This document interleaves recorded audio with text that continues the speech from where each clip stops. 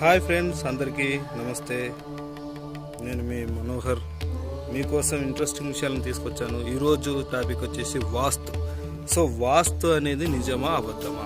Okay, వాస్తు శాస్త్రం ప్రకారం ఇల్లు లేకపోతే యజమాని ప్రాణాలు గాల్లో కలిసిపోయినట్టేనా? చాలామంది దీన్ని నమ్ముతారు మరియు అదేవిధంగా ఇల్లు కట్టించుకుంటారు.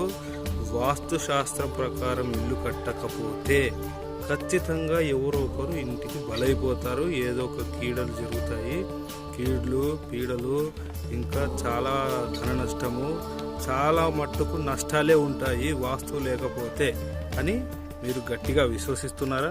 ఇలా మీకు చాలామంది చెప్పి ఉన్నారా? అయితే మీకు సత్యాన్ని చూపిస్తా, చూడండి. ఇక్కడ ఉండే ఇళ్ళన్నీ గమనించండి. ప్రతి ఇల్లు ఒక్కొక్క ముఖ చిత్రం, ఒక్కొక్క ముఖద్వారము ఒక్కో సైడ్ ఉన్నాయి. చూడండి, బాగా చూడండి. ఒక్కో ఇల్లు ఒక్కో సైడ్ ఉంది. ఎన్ని ఇల్లులు ఉన్నాయి, ఎన్ని ఇల్లులో చూడండి. సో మీరు వాస్తు శాస్త్రం ప్రకారం ఇల్లు నిర్మించుకున్నట్లయితే మీరు దాన్ని నమ్మొద్దు. ఖచ్చితంగా చెప్తున్నాను. ఎందుకంటే వాస్తు అనేది కల్పితము. ఈ వాస్తుని నమ్ముకున్నాడు వృధాగా పైసలు ఖర్చు చేసినట్లే, మూఢనమ్మకంతో బతికినట్లే. వాస్తు ప్రకారం ఇల్లు అనేది వాస్తవంగా ఉండదు. ఎందుకంటే భూమి అనేది ప్రాక్టికల్గా ఆలోచించండి. చదువుకున్న వాళ్ళు సైంటిఫిక్గా రీజన్ కనుక్కోండి. ఏ భగవద్గీతలో కానీ, బైబిల్లో కానీ, ఇంకా ఖురాన్లో కానీ ఎక్కడా కానీ వాస్తు లేదు. ఇప్పుడు సమస్త విశ్వాన్ని సృష్టించింది దేవుడైతే మరి ఆ సమస్త విశ్వము, ఈ గ్రహాలు అన్నీ శూన్యంలో తేలియాడుతున్నాయి. కోటాను కోట్ల గ్రహాలలో భూమి ఒకటి.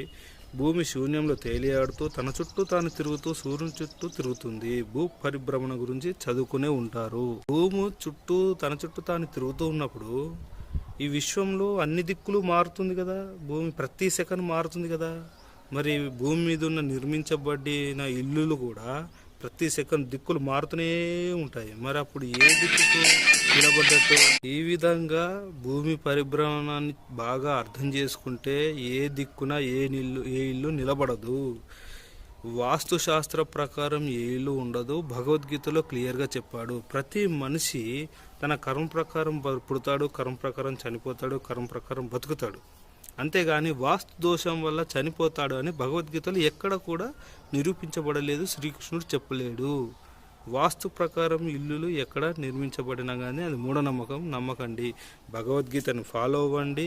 మీ యొక్క మేధస్సుని భగవద్గీత ప్రకారం జోడించుకొని జీవించండి. బాయ్.